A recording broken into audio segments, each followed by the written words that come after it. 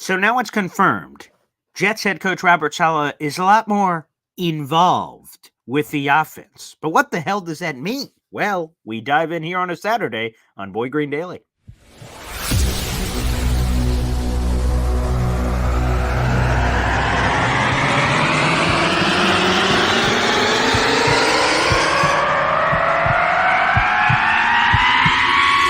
Zoinks! It is unequivocally the Super Bowl for New York Jet fans. Field Yates, baby. Field gosh darn Yates. Let's bring him on the show. Come on, people. Hackett and Rodgers is joining the show. What's up, Hackett? But Trevor gosh darn Sycamore, baby, for me, personally, my favorite New York Jet of all time. Wow, it's great to be on. What an intro that was right there. Paul, nobody does an intro like you, man. Paul, you give the best intro of literally any podcast that I've ever been. I'm gonna lose my gosh darn bananas.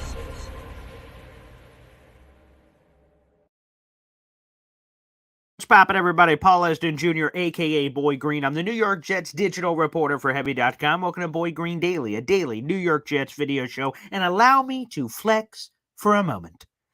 I hope you guys have been enjoying all the awesome guests here on the show. Charlotte Carey, the NFL's Director of Broadcasting, RG3, Robert Griffin III, the last 2 days, Zach Rosenblatt of The Athletic, Antoine Staley of the New York Daily News. I've been loading up the guests. But we saved the best for last, baby. This guest is the primo stuff. This is some prime rib when you go to the restaurant, baby. And that is, of course, my father joining us here on the show, the best of the guest list here on a Saturday. What's up, Pop? Good morning, Boy Green. I'm calling you live from New York in the palatial estates of your sister. Wow. We just got done playing the piano. And wow. I'd like to shout out to your sister for having me stay at her house and her fiance, Pat, not a fiance, her boyfriend, Pat, sorry, for I had the fiance thing on the brain because you were talking to Tatiana a minute ago. But anyways. Yes. So they're letting us stay here, and wow, very nice. Is Cliff Kingsbury off camera there by the fire pit? What's happening there? That's right. You guessed it. Okay. Wow. There you go. That is a palatial estate if I've ever seen one. Oh, hey now. Oh, the curtain's gone. Oh boy. Tell Oz to get his ass back there and figure out whatever just happened there. But either way, as Jackson Valente says, a hop on pop Saturdays, baby. And it's a great joy, a great honor, and I think we said this earlier this week. It's not, I know we did, but now we could say it to his face. A special belated happy birthday to my father, who turned 21 again earlier this week. So phenomenal. So we'll be celebrating some of your birthday festivities this weekend because you where you are, you're like, I don't know, 55 minutes, 55 minutes away from me right now in a different location here in New York. That's right. It's great. It's good to be 21 again. Mm-hmm. I've had a lot of practice of being 21, so good times. So let's get right into it, everybody. And this is a topic that's been kind of floating in the ethos, but I'm glad we waited till this week because we got some additional extra stuff from Aaron Rodgers. And it's simply this. Woody Johnson, that was back at the red carpet stuff many months ago, said that Robert Saleh would be more involved in the offense. The Jets head coach, Robert Saleh, would be more involved in the offense. And a lot of us kind of piqued our interest, like, what does that mean? What is he talking about? Then every time Robert Saleh and Joe Douglas became available for media conversations, they both downplayed, saying, no, he either Joe Douglas speaking of it, he will be involved in everything, or Saleh saying, I'll be involved in everything. There's nothing to make of that. So we're like, oh, okay, that's weird. Then the report comes out that the Jets tried to replace Nathaniel Hackett this offseason and get a different guy in there, although Hackett apparently would have awkwardly been the third wheel still in the room. So that would have been a little weird to get over. So you had that thing. And then now we heard this. Here's the quote from Aaron Rodgers, who spoke to the media this week. I have his quote pulled up here thanks to NewYorkJets.com. As a defensive coach, Robert's been in that room a lot.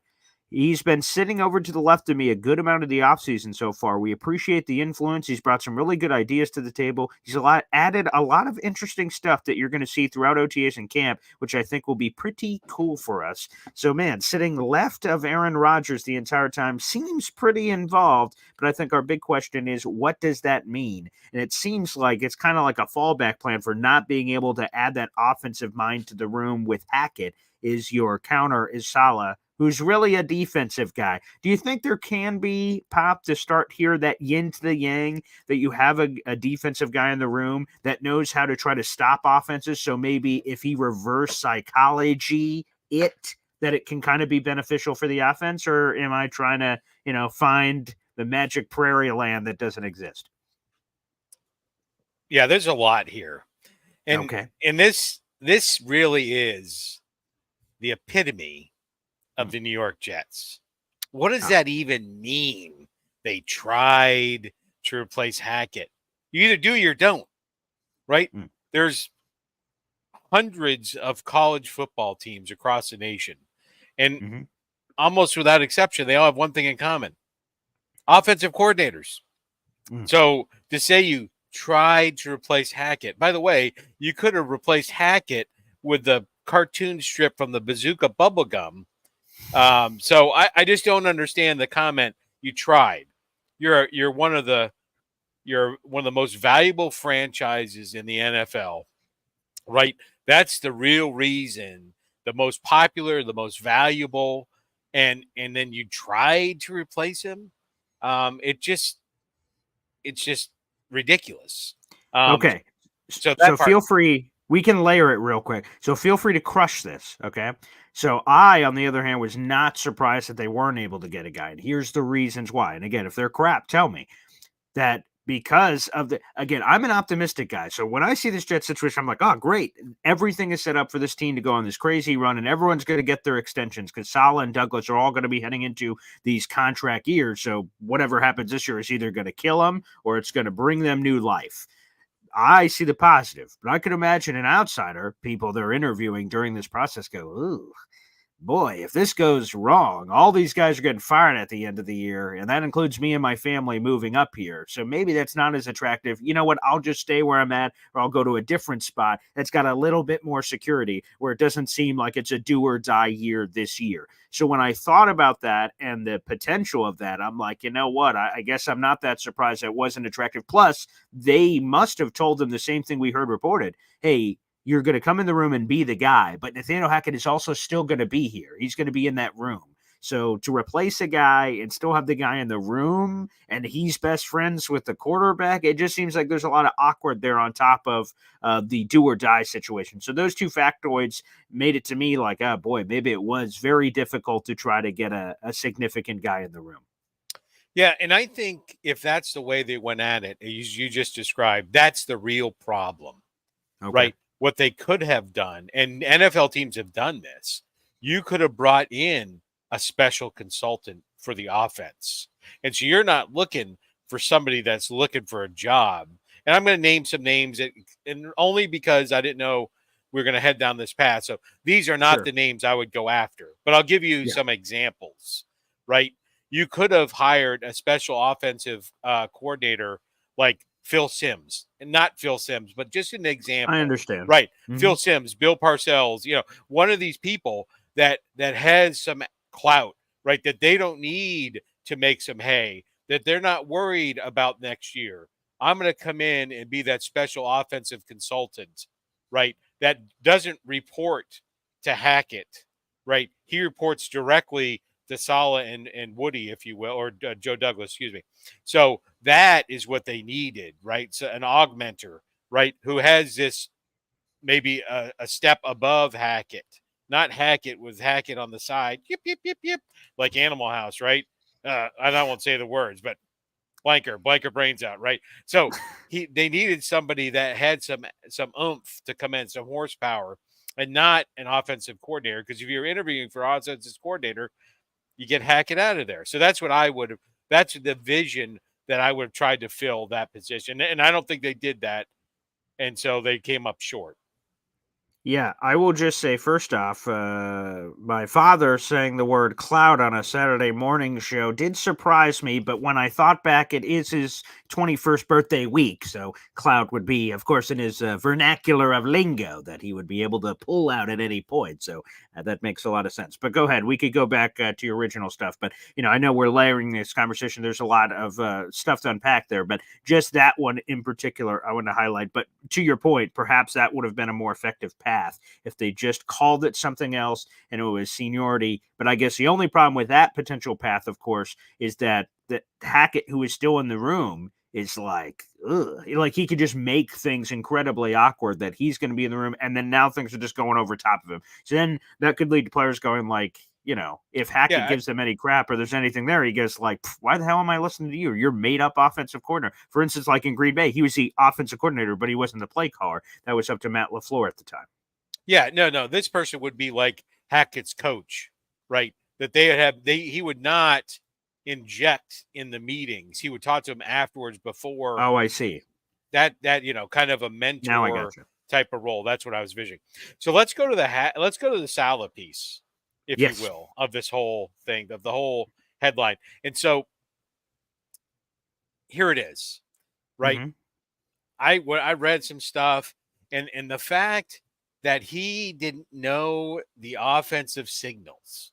Robert Saleh, the head football coach of the New York Jets, was so disconnected from the offense. And by the way, I'll jump out real second and come back. Right.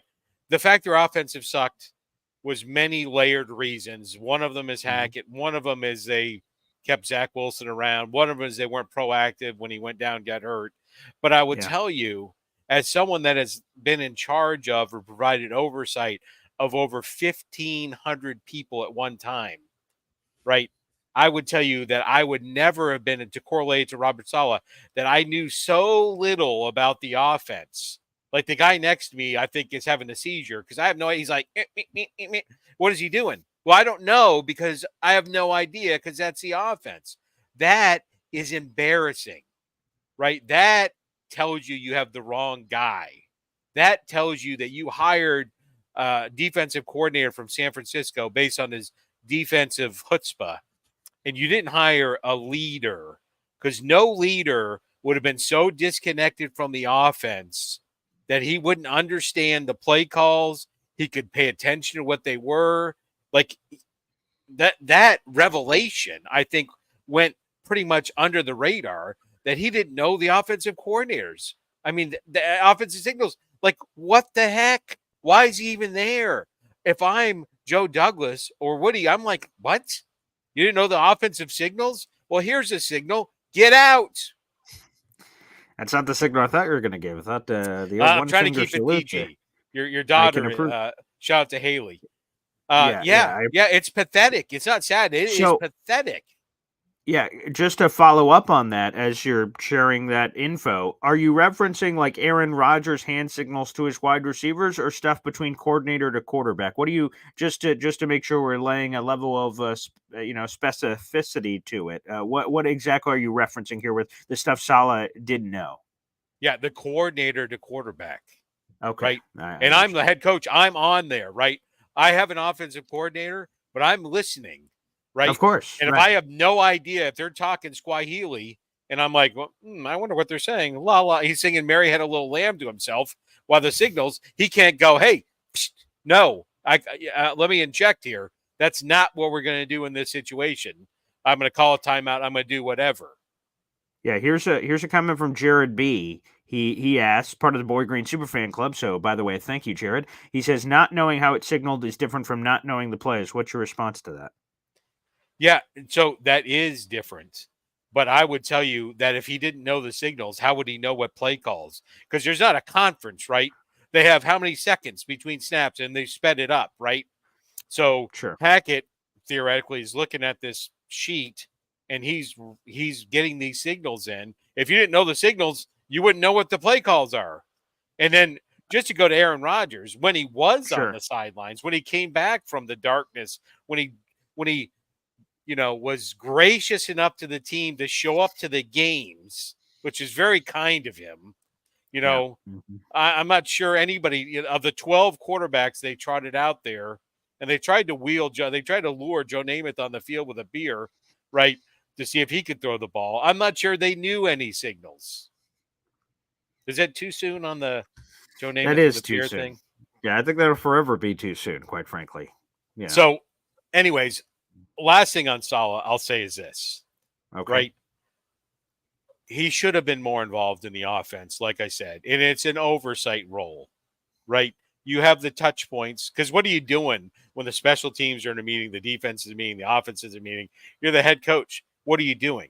Well, what you should be doing is rotating through those team rooms to keep the big picture, because that's your job when you're the boss, to keep the big picture. So the one thing I Go just wanted to add there, and Salah revealed it, so it's kind of neat to hear in a very weird way, probably too. Salah in his office, his head coaching room, has the equivalent of the situation for a mall cop with the 1,000 cameras. Apparently, there are cameras and audio and everything in every room that circles back to the head coaching office, so he can catch back up on anything he missed and stuff. And stuff live if he's in his head coaching office, to be able to dip into the offensive, defensive, and special teams room. So that's something he revealed that he has at his point. Not for snooping, he said. It's just for being able to dive into any room to hear like what's going on or the flavor of the room or things of that nature. What you just described makes it even worse. Right? He has 3 or 4 audios going on at the same time. He's involved in none of those meetings. He needs to carry his ass to that room. If they are physically meeting, if they're not physically meeting, that's another problem. He needs to have his ass in the room and providing the insights and absorbing things and understanding what they're going to go over and selecting which one that he wants to monitor and have oversight over. But go back. So they hired a defensive coordinator to be their head coach, and they hired a miserable person to be their offensive coordinator. That's the real problem, right? You know what Salah knows about offense? You know his in-depth knowledge of the offense since he graduated from Eastern Pennsylvania University, where he played tight end. You know what his in-depth knowledge is as a coach? 22 years ago, so a year older than I am, 22 years ago, he was an assistant offensive coordinator for Michigan State. Okay. 1 year, 2002. Right. Do you know what Michigan State's record was when he was the assistant offensive coordinator? 4-8. 4-8. Maybe he was only the specialist. Maybe he was only the special assistant to the regional manager for those 4 games. You know the 4 wins. No. They beat Indiana. Well, I didn't even know they had a football team. They beat Rice. Hoosiers. They beat Rice. Okay. Right? They beat These are pathetic. They beat Luke Northwestern. McCaffrey just went there, so okay, there's Rice. All right, 4-8. 4-8, 1 year. And it's weird that he was only there for 1 year. I wonder what happened. He's got fired. So 22 years ago, he was a crappy assistant to an offensive coordinator. And so obviously we need to let him steer this billion-dollar franchise into the future. Here's the keys to the Lamborghini. Right? What we should do is have the keys to the DeLorean, go back in time and not hire his ass. Well, that could have happened. I will say the one bit of credit I'll give him is just because I was writing the piece this week. When Salah was hired, a lot of people assumed he would be calling the defensive plays. Naturally, that's why he was brought in from San Francisco. Those were the areas in which he excelled. And shortly after he was hired, he announced, "Oh no, I won't be calling the defensive plays. Some guy named Jeff Ulbrich will." And then a lot of us went, "Oh boy, I don't know if that's a good idea." And year 1, the Jets were terrible. They gave up the 3rd most passing yards in the league. They gave up the 4th most rushing yards in the league. Oh, it was terrible. And a lot of people said, "You better fire Ulbrich and be the defensive play caller like we thought." And he stuck by his guy, said, "It's going to work. You got to believe in the process." And then it seemingly flipped overnight. They inverted a lot of their statistics and flipped it the other way, where they give up the 2nd fewest passing yards in the league and all this stuff during that 2022 season. So, he did a good job with that assortment, and now the defense looks awesome. They're top 3 in the league, and now the offense with Aaron Rodgers should only default be better. So, you know what? And if it's a little bit better, who knows what can be possible? KG, Kevin Garnett, anything's possible. So there you go. The chat is killing me. Somebody in the chat goes, well, you remember when Belichick was his first run with the Browns, right? Do you remember when Rich Kotite's second job was after the Jets? No, wait. I don't. Yeah, no, because he didn't have one. You know why? Because he was terrible, right? So there's always going to be this success story after. Like, Steve Spurrier, how many times did he get a shot at the NFL? Too many is the answer. More than one. Yeah. More than one. Great Heisman Trophy winner, not a good NFL head coach. Mm. So, anyways, I think the Jets could be successful. I think we would never have known, they've done some amazing things this offseason. Around the draft was phenomenal. The free agent signings, except the wide receiver, gentlemen. I think that was questionable with not Mike knowing Williams. his health. Mike Williams, thank you. Not knowing his health, okay, well, we'll sign you to a 1-year deal. Maybe you'll be healthy, game 14. So that may not have been great. But overall, they've done phenomenally. This is the gap that they have. They should have gotten that consultant to help out. That's my thoughts on this. And Salah's not it. Yeah, we'll see what influence that means. Rodgers is talking him up at his press conference, saying there's a lot of unique ideas. We'll see. He's been around a lot of offensive minds, Kyle Shanahan and others during his NFL career. He was down there in Houston when they were blowing it up with Matt Schaub and everybody. But the thing is, I just unless he was taking, great notes, I'm not sure what that translates. But again, I guess that's why the proof is in the pudding. We'll see ultimately what that means. We'll open up the call-in lines in just a little bit. I have it all set up to do so here shortly. But before we get to all that, we got to get to some story time action here. Yeah. So just one more thing, jumping back for just a second. Yeah. The most important thing to recognize is, we talk about how hard it is for quarterbacks to do offensive system. Yeah. Right. Mm-hmm. And so what I've gotten from the media, from my research and stuff like that, is Saleh is unfamiliar with this offensive system, the ins and outs, the nuances, the signal calling, the relaying in and right. And so for him to come up to speed and be that coach, that mentor, provide the oversight, that's the problem. And I think it's too big a hurdle for him as he's trying to balance everything else. Okay. So it's twofold issue. One, Joe Douglas should have done something better. And the other one is you're asking Salah to do too much. Right. And really the too much is you over-relied on some of the selections like Lazard and then what your backup quarterback room could do as opposed to taking action. So.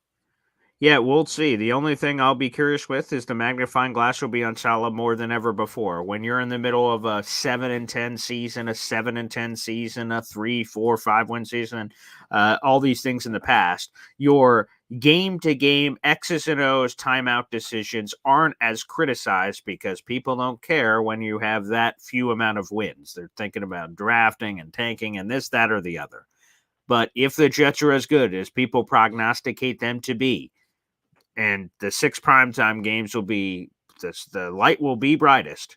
Salah in a 2-minute drill, making this decision or that decision. He's had some poor ones. The Detroit game, where, Zach Wilson finds Elijah Moore for this big play, doesn't immediately call the timeout. There's just been a lot of things in his past of poor time management situations and poor situational football decisions. We'll have to see how he handles those. And again, he has never had a quarterback in his career as a head coach, so now he's got one. He will be judged on that and judged on those decisions. So I'll be kind of curious to see where that goes from there. All right. Very good. So it'll be exciting to watch, and hopefully those primetime games are exciting and not we don't find out the gaps there. But anyways, so part B of last week's Boy Green stories was is right around his relationship with his brother. Yes. And so your relationship with your brother. And so for those on, listening, and we'll hear about this later, is Boy Green used to be like that little kid at the zoo who would go to the zoo with a stick. And he would see like this sleeping bear. And he'd like, hey, what's up? Oh, hey, what's up? And not realizing that the bear's cage door was open. So his brother would, go through the motions of ignoring it. He'd poke, hey, man, what's up? Poke, right? Whatever he could do to irritate his brother. And then eventually his brother would hit a boiling point and then give you a pounding. he beat you up. So Yeah. and then you'd like, hey, Dad, what's up? You know, I don't know what happened. He just jumped on me and started punching me. I said, wasn't you poking him? Hey, man, what's up? What's up? So one time, Nicholas and Boy Green were having an interaction, and Boy Green, in his infinite wisdom, lured his brother outside of the house. How'd Yeah. you do that? Well, so my brother had been, kind of being a nudge, and I was like, okay, I think I've got a plan. So I made some silly excuse up, like, the food's here or something, to get him outside of the house. And then Okay. as soon as he walked outside, I immediately shut the door and lock it. Yeah. So there he goes. So he lures him outside of the house. Hey, Yeah. hey, Spike. He lures him outside the house, and then we had an entranceway to the house and then another door into the kitchen. So Correct. he went out into the entranceway and you immediately shut the door and you locked the kitchen door. So his Right. So kitchen door. it's kitchen, door, him, another door to the outside. Correct. Yeah. So he's looking at you. This door has a very large window that's Yeah. probably 2 feet by 3 feet Yeah. Right in that the you middle. could look Yep. through right in the middle. Yep. And so then, in your infinite wisdom, you commence taunting him. If you'll clean my room, if you'll do my free Well, labor for a week for a penny, like you did to your sister, hey, wait a and second. he is, this is you. You're on the graph. You're like, I wonder if I can find out at a level of 10. Well, I've got to F around to see if I can find out. And so as you're standing there face to face through the pane of glass in the door, and what were you demanding of him? So I want to make this clear. My demands were not in some crazy fashion. I'm not like, I'm a big, band, and I'm going to a place. Hey, I only want green M&Ms, man. No, I just said, hey, you've been kind of laying on me lately. If you just stop doing that and apologize, I will open this door and let you right back in, pal. Yeah. And he just kept So in a demonic muttering. He just kept saying, "Open the door." And I just right. said, So my demands were in place. These are the demands, and the door opens. It's very simple. A plus B equals C, pal. And he just kept muttering, "Open the door." That's right. And so, of course, in your infinite wisdom, you did not open the door. No, and you thought to yourself, follow through. Yeah. In the world of Primrose Path and rainbows and unicorns, you have all the cards. You're like, man, I've got a full house, right? And then he did what I would have expected him to do. What everybody listening can figure out what he did, right? Is he hauled off and he smashed the glass, right? And then he reached through the door and he unlocked the door and then he came in and whooped your ass. Yeah. So just so people could get a proper picture here. Yeah. I don't think that's a natural reaction for anyone. So I'm not letting him in. Again, it's me, it's door with that glass little window and him saying, "Let me in." And all of a sudden he grabs his fist up in the air like Roman Reigns or something, ready to pull like a Superman punch. And I look at him, I'm like, "You're not gonna." And then before I even finish, he just punches the window and the glass shatters in my face. And I fall down to the ground like that didn't just happen. And then, like a psychopath in a horror movie, he reaches over the broken glass, goes click. And I'm like, "You've got to be kidding me. Look at this sicko. Get away from me." Opens up the door, gets on top of me. The shattered glass over. He's probably cutting his feet. I don't even know what's going on. He just grabs my shirt and just starts beating the shit out of me. That's right. Wow. In the There you middle are. of all the shattered You're like, glass on the ground. You effed around and then you found out. And then the genius of you two. So I would say that I'm very proud of your accomplishments. I'm very proud of his accomplishments. He went to the Marines, served his country. Yes. He's a San Francisco police officer. He's done a lot of great things. You and all your success in social media and the sports broadcasting. But neither one of you is a rocket scientist. Neither one of you, because obviously we just described how you aren't. But so your genius ploy after he got done beating you up is you clean up the glass and then you're like, Well, maybe they won't notice that this 3 by 4 foot window into the door is not there. Maybe he won't notice. Right. Yeah. And so I Yeah. open up the first door and I immediately go, where the frick is the window? And then you guys Yeah, get that that was the response. yeah, like you were shocked. Your shocked face. Like, well, how did you figure that out? Moron. It was stolen. Yeah. That's So, anyways, so there's the poke the bear, F around and find out story for today of Boy Green. And the thing that I'm concerned with here is there's a lot more stories to tell about my brother. So there's a lot of material for the foreseeable future. If people wonder, like, man, how many more stories could he possibly have? Well, I guess we will on the chart find out. We will find out. Right. All right.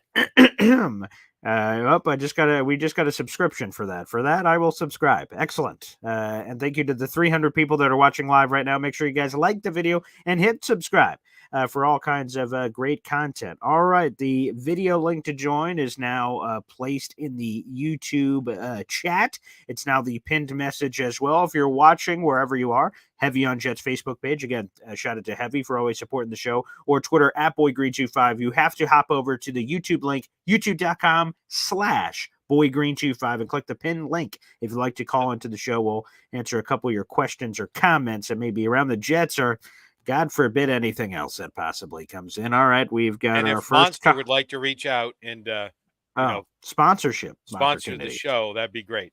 And coming soon, as Boy Green promised, we'll have Boy Green coffee mugs, a Boy Green hat to match the shirts. I'm sure you're working on that. Many things to come. Yes, yeah. Your shop is expanding. There's no question about it. All right, let's go to my father's favorite caller, Bobby, here on the show. What's up, Bobby? Hey, Bobby. Hi, Paul. Happy Hey, look at that hat. Bobby, Thank what does you. that hat say? Gator got me this. I'm Bobby. Look at that. Oh, I'm Bobby. Okay, that's You very know on that brand. video he plays at the beginning, Jake? I'm just not a hat. I'm Bobby. Yeah. So, hey, you're the same age as me, Dad. You told me you're the No, same he turned age. 21 earlier this week, I think. I wish I was Bobby. 21 again. I wish I was. Okay. I really All right. do. I like the hat though. Very nice. I'm Yeah. Bobby. Bobby, Did you get a haircut, Bobby? Yes, Yeah, I got you a can- haircut yesterday. Oh wow. Oh, yeah. My Desiree gives me a haircut. Oh, she's Oh, cool. They took a little lettuce out of the salad there, I see. Oh, I had tons of lettuce. God, I Yeah. got gray hair. Yeah. Not a lot of people can pull off the flat brim hat there, Bobby, but you're rocking it. That's for Yeah, sure. I got that from Gator. He's gonna get me a jersey too. Oh Well, wow. that's sweet. Hey, Bobby, Gator's what a time good is guy. the Knicks game this weekend? Oh, you're a funny man. Well, I do want the Celtics to whip on that Indiana Pacers ass. I'll tell you that much. Hey, and The Pacers came as close as they were ever going to. I Game hope they one. sweep them. I hope they sweep them. And I will say, my dad said it. I couldn't address the comment. I was in the middle of one of the insider interviews. I think it was yesterday. Yeah. I was wearing all the Celtics gear. Yeah. And I think it's right. If the Pacers are going to do anything, it was in that game one. Once they lost that to me, I said, oh, it's over. That was Good. the wake-up call for the Celtics. And for the Pacers, it's the blown opportunity. Plus, of course, you have the injury stuff. Like, I don't And think there's guess any who chance got Tyrese hurt? Halliburton's playing Guess who tonight. got hurt? Halliburton got hurt. Yeah, Oh, I let's did- talk about that for just a second. I know it's Okay. not a Yeah. basketball Yeah. show. Sure. Right. This Halliburton crap. Oh, the Celtics Yeah. are lucky people get hurt. The Celtics went on a 20-0 run when Yeah. he was available to play the game. Right, So just shut up. Not you, Bobby, but all the Oh. people out there that talk about these injuries. 20-0, the guy was in the game. How many people how many 20-0 runs have there ever been in a playoff game? Yeah, Well, I look will at the just. Knicks. They got hurt a lot. They had a Well, lot that's of- true. I'll just follow up here that I've heard the Yeah. people talk Miami in the first round. The Celtics didn't have to play Jimmy Butler. Second round, Donovan Mitchell waved it in for the final two games of the series. We have Halliburton, who again, with this hamstring injury and the fact that it's a reoccurring injury, that Yeah. he's going to play on a day and a half seems incredibly unlikely. So I would imagine he's not there for at least that. I don't give a flying hoot Raise No. banner 18. I don't care how you get there. People can laugh and say the Mickey Mouse schedule and all this other crap. I don't care. And I predicted on the radio show this week, and it's looking pretty good. I thought it was going to be Celtics Mavs in the NBA Finals, and both Yeah. sides are up 2-0 right now. And give me Kyrie Irving. The Celtics have a few things to say to Kyrie Irving after the last couple of years, so I'd love that NBA Finals. Yes. That would be poetic justice. Is it a big day for you, Paul, too? Yes. Me and my dad are going to hang out here in a little bit, and then the gender reveal party is tomorrow. Oh, that's tomorrow. I thought it was today. Oh, okay. Yeah, that'll be tomorrow. So I'll find out tomorrow the gender of my child. I say you gotta have a girl. Okay. I think we need to make sure we get a video clip of the reveal, whatever. I don't even know what it looks like. I'm not sure if he's jumping out of a plane, like the situation. Oh, yeah, you saw that? Do you see? They have 3 kids now. They have a or he runs through a wall. Whatever it is, I think we should video it so you can show everyone on Monday morning. Yes, we'll do. We'll do. They went to a cowboy thing to reveal it in the third time. And that's right. Yeah. TNT, yeah. I love that show. Yeah, because Jackson's saying or this one, sorry, Team Boy, I love that. Live streamed is what's coming up. So yes, it won't be live streamed probably, but I will have that video footage so I can show all you guys. Yeah, we'll do that for sure. That's a good idea. But I'm glad for you. You're gonna be a pops twice. So, Dad, you have 3 kids? I have 5. 5 kids? Holy cow, you've been busy. I only have 1 girl. Oh, okay. She's gonna turn 18 in July. Yeah, 18. Wow, good for you, Bobby. I could have been a grandpa already, but I had my daughter at 38. That's when I had her. So hey, better late than never, right? Nah? That's right. Yeah. Well, I didn't find the girl until I met Dorothy, but she cheated and divorced me. But we're still friends. Oh, I like her husband. I do. I hated his guts the first time, but now I like him. So yeah. Well, that's good. So let's go Celtics for you guys. Yes, I don't like the Indiana smelly Pacers. They are. Yeah.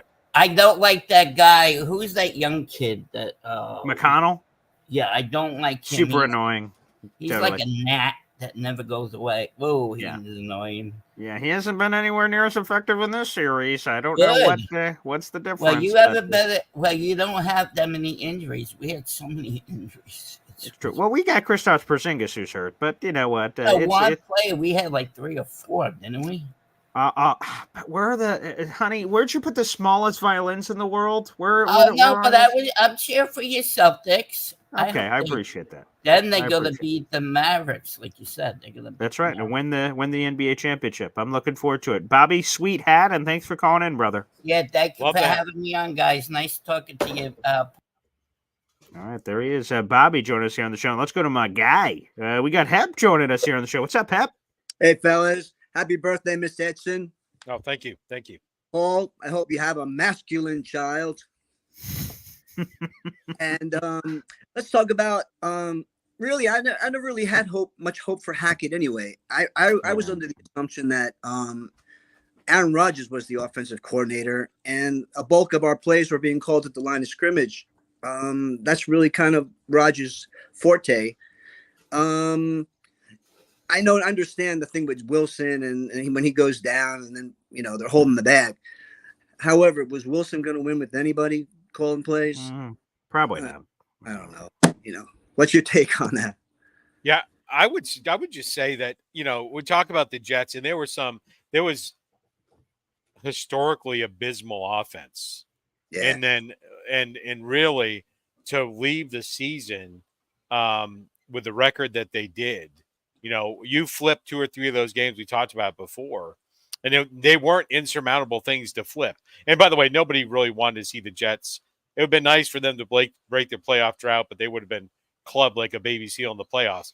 But you realize that they were so close to 2 or 3 games to flip those game situations, and that if you'd had, you got to have the plan for the backup quarterback, or that Hackett has to be able to carry the ball. Yes, Aaron Rodgers, he probably doesn't need that much help when he has Aaron Rodgers, but when he doesn't, you need to be able to, use a Patriots quote, right? What's a Patriots theme?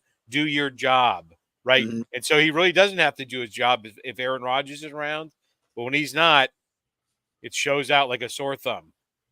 That's true. All right, guys. Peace out. Love you.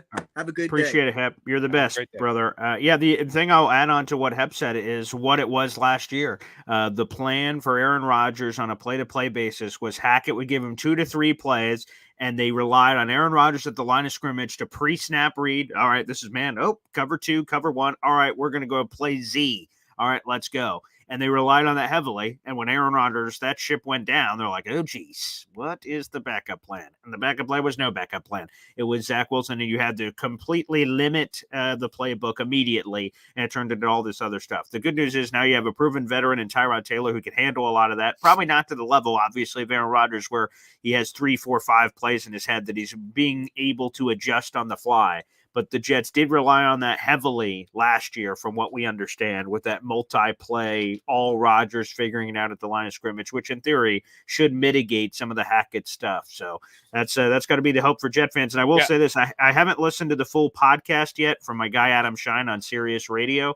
But when Adam Shine asks a question, why should Jet fans trust Nathaniel Hackett, Aaron Rodgers? Thoughts? And Aaron Rodgers like, well, you like me, I like him. We're gonna figure it out, basically. Like I'm good enough where it shouldn't matter. You're like, okay, well, that's a pretty good reason. Okay, yeah, that's a terrible reason. Just to come back to this, right? The Jets did so many things that they didn't do last year. They shored up the offensive line both through free agency and then planned for the years ahead, right? They did that with a quarterback. Again, same thing.